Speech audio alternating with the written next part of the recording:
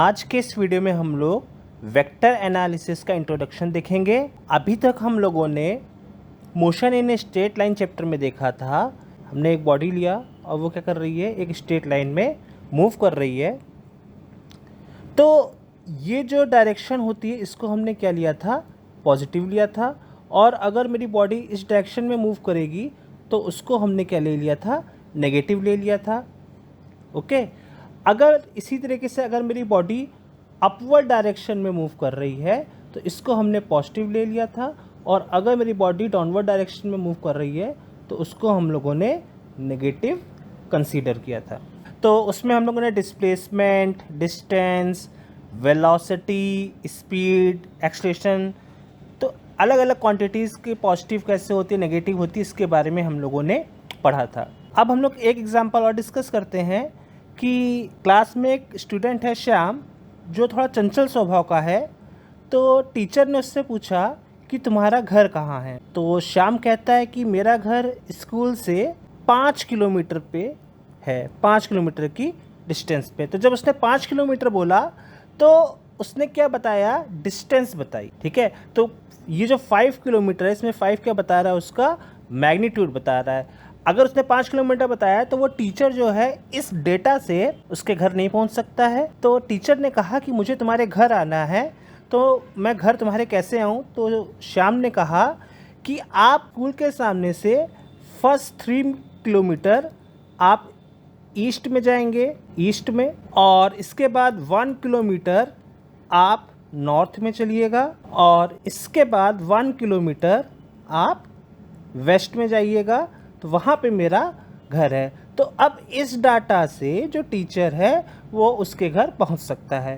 तो इस डाटा में जो उसने बताया, तो इसके द्वारा हमें डिस्टेंस पता लगता है, और इस डाटा से हमें क्या पता लग रहा है, उसका डिस्प्लेसमेंट, और इस डाटा से हम उसके घर पहुँच सकते हैं। तो हम ये देखते हैं कि कभी हमें किसी डाटा का मैग्नीट्यूड की ज़रूरत पड़ती है, और कभी क्या होता है, मैग्नीट्यूड के साथ साथ डायरेक्शन की भी नीड होती है। तो यहाँ से एक बात तो क्लियर है कि अगर हमें किसी फिज़िकल क्वांटिटी को डिफ़ाइन करना है तो हम दो तरीके से डिफ़ाइन कर सकते हैं। एक तो होगा आपका स्केलर और एक होगा वेक्टर। ओके, तो स्केलर और वेक्टर के बारे में आप लोग पहले भी पढ़ चुके हो, 9th में भी पढ़ चुके हो। तो स्केलर क्वांटिटी क्या होती है, ऐसी quantity which have only magnitude. ठीक है, ऐसी क्वांटिटी जिनमें केवल और केवल मैग्नीट्यूड होता है, डायरेक्शन नहीं होती, ऐसी क्वांटिटीज़ को हम लोग स्केलर क्वांटिटी कहते हैं। अब अगर हम स्केलर क्वांटिटी के एग्जाम्पल की बात करें तो इसमें एक तो इसका एग्जाम्पल हो सकता है आपका डिस्टेंस, अनदर एग्जाम्पल हो सकता है स्पीड, वर्क, टेम्परेचर, और भी क्वांटिटीज़, फिजिकल क्वांटिटीज़ होती हैं, वो हम लोग आगे डिस्कस करते रहेंगे। अब हम लोग वेक्टर की बात करते हैं कि वेक्टर क्वांटिटीज़ क्या होती हैं, ऐसी quantities which having magnitude as well as direction. Okay, so ऐसी फिजिकल क्वांटिटी जिनमें मैग्नीट्यूड के साथ साथ डायरेक्शन भी हो, तो ऐसी क्वांटिटीज़ को हम लोग वेक्टर क्वांटिटीज़ कहेंगे। और अगर हम इसके एग्जाम्पल की बात करें तो इसके एग्जाम्पल होगा आपका displacement, velocity, acceleration, force, torque, और भी बहुत सारी क्वांटिटी होंगी फिजिकल क्वांटिटी। तो ये हम लोग आगे पढ़ेंगे। तो अब कोई भी फिजिकल क्वांटिटी अगर वेक्टर क्वांटिटी है तो उसका जो रिप्रेजेंटेशन होता है वो रिप्रेजेंटेशन हम लोग इस एरो से करते हैं। कोई भी फिजिकल क्वांटिटी अगर वेक्टर है तो इस फिजिकल क्वांटिटी के ऊपर हम लोग ये एरो लगा देते हैं। सपोज करिए अगर मेरे को फोर्स, जो वेक्टर क्वांटिटी से सबसे ज़्यादा जो हम लोग फेमिलियर है वो फोर्स है। अगर हमें फोर्स लिखना है, और हमेशा हम लोग ऐसे लिखेंगे फोर्स, और ये एक वेक्टर क्वांटिटी है तो इसके ऊपर हम लोग वेक्टर लगा देंगे। ठीक है, अगर हम लोग जैसे स्केलर क्वांटिटी, जैसे वर्क हमारी क्या है, एक स्केलर क्वांटिटी है, तो वर्क को हम लोग एज इट इज़ लिख देंगे और इसके ऊपर हम कोई वेक्टर का साइन नहीं लगा रहे। तो इट मीन्स ये क्या हो गया, ये एक स्केलर क्वांटिटी है और इसके ऊपर हमने साइन वेक्टर लगा दिया, तो ये क्या है, हमारी एक वेक्टर क्वांटिटी है। अगर हमें एक्सेलरेशन लिखना है तो इसके ऊपर हम लोग क्या लगा देंगे, वेक्टर। वेलोसिटी, इसके ऊपर भी हम लोग क्या लगा देंगे, वेक्टर साइन। तो अब ये जो मेरा वेक्टर है, इस वेक्टर में ये जो लाइन है, स्ट्रेट लाइन, ये हमें बताता है मैग्नीट्यूड एक तरीके से, और ये जो एरो होता है ये क्या बताता है, डायरेक्शन। तो अब हम लोग पढ़ते हैं कि टाइप्स ऑफ वेक्टर। तो चलिए देखते हैं टाइप्स ऑफ वेक्टर कौन कौन से होते हैं और उसके बारे में डेफिनेशंस और उसकी प्रॉपर्टीज़ को पढ़ते हैं। तो टाइप्स ऑफ फोर्स में सबसे पहले हम लोग पढ़ते हैं व्हाट इज़ इक्वल वेक्टर। तो सबसे पहले अगर हमने फोर्स लिया, एक फोर्स है F1 और एक फोर्स है F2, अगर इन दोनों फोर्सेस का मैग्नीट्यूड और डायरेक्शन अगर सेम है तो ये दोनों क्या कहलाएंगे, इक्वल वेक्टर। सपोज आपका जो F1 फोर्स है इसका मैग्नीट्यूड क्या है 5 न्यूटन और F2 का भी जो मैग्नीट्यूड है वो क्या है 5 न्यूटन, और ये जो फोर्स है वो कहाँ पे लग रहा है आपका ईस्ट डायरेक्शन में, कहाँ पे लग रहा है ईस्ट में, और ये वाला जो फोर्स है ये भी कहाँ पे लग रहा है आपका ईस्ट में लग रहा है, और डायरेक्शन क्या है दोनों सेम है, तो इसलिए ये दोनों क्या होंगे इक्वल वेक्टर। अब अगर हम अनइक्वल वेक्टर की बात करें तो सपोज F1 और F2 जो हमारे दो फोर्सेस थे, अब इन दोनों फोर्सेस में या तो इनका मैग्नीट्यूड हमारा अनइक्वल हो जाए या तो हमारा क्या हो जाए डायरेक्शन अनइक्वल हो जाए, तो वो क्या कहलाएगा हमारा अनइक्वल वेक्टर। तो अब अगर हमने माना कि जो F1 फोर्स है उसका मैग्नीट्यूड है हमारा 5 न्यूटन और उसकी डायरेक्शन क्या है ईस्ट है, 5 न्यूटन ईस्ट है, और ठीक इसी तरीके से जो F2 फोर्स है उस फोर्स का जो मैग्नीट्यूड है वो मैग्नीट्यूड तो हमारा क्या है 5 न्यूटन है, बट हमारा जो उसकी डायरेक्शन है वो डायरेक्शन क्या है उसकी साउथ है। तो ये दोनों वेक्टर क्या होंगे हमारा अनइक्वल वेक्टर, क्योंकि मैग्नीट्यूड तो सेम है लेकिन डायरेक्शन क्या है अनइक्वल। ठीक है, तो ये क्या हो गया हमारा अनइक्वल वेक्टर। अब अगर हम पैरेलल वेक्टर की बात करें तो ऐसे वेक्टर जो एक दूसरे के क्या हों पैरेलल, उन्हें क्या कहते हैं पैरेलल वेक्टर। तो आप ये वेक्टर है, एक ये वेक्टर है, ये वेक्टर है, ये वेक्टर है, तो ये सभी वेक्टर्स क्या होंगे पैरेलल वेक्टर। मतलब दोनों की डायरेक्शन क्या है, सभी वेक्टर्स की डायरेक्शन क्या होगी सेम। मैग्नीट्यूड कम ज़्यादा हो सकता है, देखिए यहाँ पे इसका मैग्नीट्यूड, इसका हर एक वेक्टर्स का क्या है मैग्नीट्यूड क्या है डिफरेंट, लेकिन उनका जो डायरेक्शन है वो क्या है सेम। अब अगर हम चाहें तो इसको ऐसे ही बना दें, ये वेक्टर, ये वेक्टर, ये वेक्टर, ये वेक्टर, तो ये वेक्टर भी क्या है आपके पैरेलल वेक्टर। लेकिन इसमें एक खास बात ये होती है कि अगर मैं कहूँ कि पैरेलल वेक्टर्स के बीच में एंगल कितना होता है तो वो एंगल आता है 0 डिग्री। पैरेलल वेक्टर्स के बीच में एंगल क्या होगा, ये खास बात होती है इनकी प्रॉपर्टी कि उनके बीच में एंगल जो होता है वो 0 डिग्री होता है। अब हम बात करते हैं एंटी पैरेलल वेक्टर की। तो एंटी पैरेलल में क्या होगा कि एक वेक्टर सपोज करिए इस डायरेक्शन में है और दूसरा वेक्टर क्या है इस डायरेक्शन में है, तो ये दोनों वेक्टर क्या होंगे anti parallel. Means magnitude equal हो चाहे अनइक्वल हो, लेकिन उनका डायरेक्शन क्या होना चाहिए अपोजिट। मीन्स उनके बीच का एंगल क्या होना चाहिए, जो एंगल होना चाहिए वो होना चाहिए 180 डिग्री। तो हम क्या कहेंगे वो कैसा वेक्टर है एंटी पैरेलल वेक्टर। अब हम लोग बात करते हैं कोलिनियर वेक्टर की। तो कोलिनियर वेक्टर वो वेक्टर होते हैं जो क्या हो सेम लाइन में फॉल करें, उसे क्या कहते हैं हम लोग कोलिनियर वेक्टर। मतलब क्या हो सेम लाइन में फॉल करें तो उसे क्या कहते हैं हम लोग कोलिनियर वेक्टर। अब हम बात करते हैं कोप्लेनर वेक्टर की। तो जैसा कि नाम से क्लियर है कि ऐसे वेक्टर जो एक ही प्लेन पे लाई करे उसे हम क्या कहते हैं कोप्लेनर वेक्टर। तो इसके लिए होगा 2 और more vector lie in same plane. Okay, 2 and more vector lie in same plane. तो अगर हम यहाँ पे देखें, यहाँ पे मैंने एक्स एक्सिस, वाई एक्सिस और जेड एक्सिस प्लॉट की है। तो ये जो है ये मेरा क्या हो गया एक प्लेन हो गया। ठीक है, तो इस प्लेन में अगर सपोज करो मैंने यहाँ पे एक वेक्टर ए लिया है, वेक्टर ए, एक वेक्टर बी ले लिया है और एक वेक्टर सी ले लिया है। अब क्योंकि ये तीनों वेक्टर क्या है इसी प्लेन पे लाई कर रहे हैं तो ये क्या हो गए कोप्लेनर वेक्टर। ओके, अब इस कोप्लेनर वेक्टर की एक कंडीशन और हो सकती है जिस केस में वेक्टर क्या हो सकते हैं कोप्लेनर। तो ये जो मैंने प्लेन लिया था इसको मैंने इसके पॉइंट ले लिए ए बी सी और डी, ये क्या हो गया ये एक प्लेन लिया है और हमने कंसीडर किया कि इसी के पैरेलल एक और प्लेन है और उस प्लेन को हमने A dash B dash C dash और डी डैश कंसीडर किया। तो ये जो पैरेलल प्लेन है ये जो मेरे A B C D is parallel to plane A dash B dash C dash D dash, ये दोनों प्लेन क्या है हमारे पैरेलल हैं। और अगर ये जो मेरा ये वाला जो पैरेलल प्लेन है, इस पैरेलल प्लेन पे अगर एक वेक्टर P हो, Q हो और R हो, तो ये वेक्टर्स भी क्या होंगे, आपस में कोप्लेनर होंगे। तो एक कंडीशन तो क्या हो गई कि अगर प्लेन सेम प्लेन पे अगर वेक्टर लाई कर रहे हैं तो वो क्या होंगे, कोप्लेनर होंगे। और अगर प्लेन भी क्या है, पैरेलल है, तो उन पैरेलल प्लेन्स पे भी जो वेक्टर लाई करते हैं वो भी क्या होते हैं, आपस में कोप्लेनर वेक्टर। अब हम लोग यूनिट वेक्टर के बारे में पढ़ते हैं।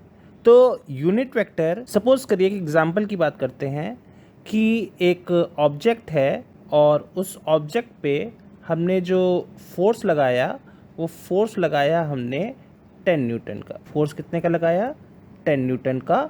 और इसकी जो डायरेक्शन है वो क्या है, डायरेक्शन जो है हमारी टुवर्ड्स ईस्ट है। तो जब हम यूनिट वेक्टर की बात करते हैं तो बेसिकली जो यूनिट वेक्टर है वो हमें क्या बताता है, डायरेक्शन। यूनिट वेक्टर किसके बारे में बताता है, डायरेक्शन के बारे में। और तो इस बॉडी पे जो फोर्स लग रहा है उस फोर्स का जो मैग्नीट्यूड है, तो वो फोर्स का मैग्नीट्यूड होगा आपका 10 न्यूटन। तो उसको हम कुछ इस तरीके से रिप्रेजेंट कर सकते हैं। ये क्या बता रहा है, मैग्नीट्यूड, और वो मैग्नीट्यूड कितना है आपका 10 न्यूटन। और अगर हम इस वेक्टर का जो फोर्स है एक वेक्टर क्वांटिटी है, और अगर हम इसकी डायरेक्शन की बात करें तो डायरेक्शन को अगर हम कुछ इस तरीके से रिप्रेजेंट कर सकते हैं, दैट इज़ एफ कैप। तो ये जो क्वांटिटी है हमारा, ये कुछ नहीं बस इसका एक डायरेक्शन बता रहा है, और वो डायरेक्शन क्या होगी, टूवर्ड्स ईस्ट। ओके, सो यहाँ पे जो मॉड है ये वाली क्वांटिटी इसका मैग्नीट्यूड बता रहा है, और ये क्या बता रहा है, इसका डायरेक्शन। तो अगर हम वेक्टर एफ की बात करें तो वेक्टर एफ हमारा एक वेक्टर क्वांटिटी है, फोर्स एक वेक्टर क्वांटिटी है जिसका मैग्नीट्यूड होगा और एक डायरेक्शन होगा। तो जो हमारा यूनिट वेक्टर होता है, तो यूनिट मीन्स क्या होता है, 1। तो ऐसा वेक्टर जिसका मैग्नीट्यूड कितना हो, 1 हो, मैग्नीट्यूड कितना हो, दैट इज 1। तो ऐसा जो वेक्टर होगा उसको हम लोग क्या कहते हैं, यूनिट वेक्टर। तो अगर हम फोर्स की बात करें जो एक वेक्टर क्वांटिटी है, तो इस वेक्टर एफ को हम लोग मैग्नीट्यूड के टर्म्स में अगर हम लोग बात करें तो वेक्टर एफ का जो मॉड होगा वो क्या बताएगा, आपको मैग्नीट्यूड बताएगा। और जो एफ कैप है वो उसकी क्या बताएगा, डायरेक्शन बताएगा। ओके, सो अब हम यहाँ से ये क्लियर तरीके से देख सकते हैं कि अगर हम एफ कैप को लिखना चाहें तो एफ कैप इक्वल टू हो जाएगा आपका vector F upon mod of vector F. तो यहाँ से अगर हम यूनिट वेक्टर के डेफिनेशन की बात करें तो unit vector of any physical quantity, किसी भी वेक्टर क्वांटिटी का जो यूनिट वेक्टर होगा वो उस वेक्टर का उसके मॉड से डिवाइड के इक्वल होगा। ठीक है, तो सपोज करो अगर हम आर्बिट्रेरी कोई भी एक वेक्टर ले लें, वेक्टर ए ले लें, और अगर हमें इसका क्या निकालना है, यूनिट वेक्टर निकालना है, तो इसका यूनिट वेक्टर हम किससे रिप्रेजेंट करेंगे, ए कैप से रिप्रेजेंट करेंगे। तो जो इसका यूनिट वेक्टर होगा वो unit vector mod A equal to vector A upon mod of vector A से रिप्रेजेंट होगा। तो ये क्या बताएगा आपको, यूनिट वेक्टर। अब ठीक इसी तरीके से अगर हम लोग एक्सिस की बात करें, हम लोग एक्स वाई और जेड एक्सिस की बात करें, तो ये हो गया एक्स एक्सिस, ये हो गया वाई एक्सिस और ये हो गया जेड एक्सिस। तो एक्सिस में हम लोग जो यूनिट वेक्टर की बात करते हैं तो एक्स एक्सिस के अलोंग जो यूनिट वेक्टर होता है वो होता है आई कैप। ठीक इसी तरीके से वाई एक्सिस के अलोंग जो यूनिट वेक्टर होता है उससे हम लोग जे कैप से रिप्रेजेंट करते हैं, और जो जेड एक्सिस के अलोंग यूनिट वेक्टर होता है उससे हम लोग ए कैप से रिप्रेजेंट करते हैं। तो आई कैप क्या हो गया, unit vector along x axis, और जे कैप हो जाएगा ठीक इसी तरीके से आपका unit vector along Y axis, और के कैप क्या हो जाएगा आपका unit vector along Z axis. अब चलिए कि एग्जाम्पल से समझते हैं कि इसका मतलब क्या हुआ। तो यहाँ पे हम एग्जाम्पल के तरीके से समझते हैं कि एक वेक्टर एफ दे रखा है, that is 2i cap plus 3j cap newton. तो अगर हम एक्सिस पे देखें तो यहाँ पे मैंने इक्वल डिस्टेंस पे हमने ले रखा है, ये हो गया 1 2 3 4 5, ठीक वाई एक्सिस पे हो जाएगा 1 2 3 4 5। तो यहाँ पे 2 आई कैप क्या हमें एक्स एक्सिस पे जाना है, तो 2 हमारा कहाँ पे आया, यहाँ पे आया। और हमारा जो 3 जे कैप है वो हमारा आएगा वाई एक्सिस पे, तो ये आएगा। और इन दो पॉइंट का हमारा मिड पॉइंट क्या होगा, कुछ यहाँ पे आएगा। तो अगर हम इसको ओरिजिन से यहाँ से ज्वाइन कर दें तो ये जो मेरा वेक्टर होगा वो वेक्टर होगा मेरा 2i cap plus 3j। Okay, तो अब अगर हमें इसका यूनिट वेक्टर निकालना है तो सबसे पहले हम क्या करेंगे, मॉड ऑफ f निकालेंगे, मॉड ऑफ वेक्टर f। तो मॉड ऑफ वेक्टर f क्या होता है, सिंपली जो हमारा i कैप और j कैप का जो कॉफिशिएंट होता है उसका स्क्वायर करके हम क्या कर देते हैं, ऐड कर देते हैं और उसका अंडर रूट निकाल लेते हैं। तो देखते हैं कैसे निकालते हैं। तो सबसे पहले हमने क्या किया, अंडर रूट i का मैग्नीट्यूड क्या है 2 का स्क्वायर कर दिया, प्लस j का मैग्नीट्यूड क्या है 3 का स्क्वायर कर दिया। तो इसको हमने सॉल्व किया, 2 का स्क्वायर 4 और 3 का स्क्वायर क्या हो जाएगा 9, 9 प्लस 4 आ जाएगा आपका 13। तो अगर हमें इसका यूनिट वेक्टर निकालना है तो यूनिट वेक्टर आपका सिंपली क्या हो जाएगा, f cap equal to vector f upon mod of vector f, that is 2i cap plus 3j cap upon under root 13 newton. ये क्या हो गया आपका unit vector along vector f।